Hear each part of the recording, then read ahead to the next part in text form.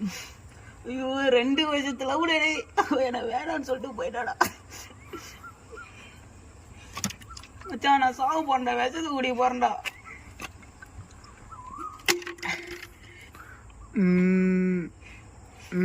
மச்சான் அவ தானே போன் பண்றா. பேசுடா. ஹலோ என்னங்க டேய், நான் சும்மா சொன்னடா உங்ககிட்ட, நம்பிக்கையடா நீ. நாளைக்கு பத்தி கடிக்க போறாங்க உனக்கு எனக்கும்.